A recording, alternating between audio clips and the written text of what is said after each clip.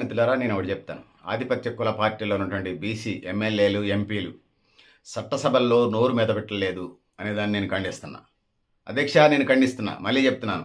ఆధిపత్య కుల పార్టీలో ఉన్నటువంటి బీసీలు, ఎమ్మెల్యేలు, ఎంపీలు చట్టసభల్లో నోరు తెరవట్లేదనే మాట నేను ఖండిస్తున్నాను అధ్యక్ష. ఆవలింతలు వచ్చినప్పుడు నోరు తెరుస్తున్నారు. ఒప్పుకుంటారా నేను చెప్పింది?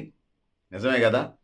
సో బీసీలకి 42% రిజర్వేషన్లు, ఈ దేశంలో తినడానికి తిండి, ఉండడానికి ఇల్లు, కట్టుకోవడానికి బట్ట, విద్య, వైద్యం, ఉపాధి, సమాన అవకాశాల సమాజం కోసం, అదేవిధంగా సామాజిక న్యాయం, భూమి పంపిణీకి సంబంధించినటువంటి దేశ మౌలిక అవసరాలకు సంబంధించి, దేశ ప్రజల మనోభావాలకు సంబంధించి మాట్లాడకుండా చెత్త పాలిటిక్స్, నెగిటివ్ పాలిటిక్స్తోని దేశాన్ని భ్రష్టు పట్టిస్తున్నటువంటి రాజకీయ నాయకుల్ని తరిమి కొడదాం.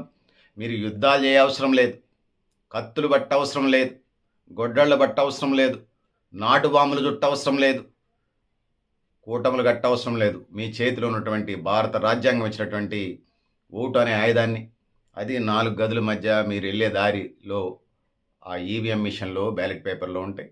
మంచి నాయకులను ఎన్నుకోండి. ఈరోజు ఒక మంచి నిర్ణయం తీసుకోండి. ఆ విధంగా భారతాన్ని నిర్మిద్దాం. భవిష్యత్ తరాలకి మంచి అడ్మినిస్ట్రేషన్ ఇద్దాం. నవభారతాన్ని నిర్మిద్దాం.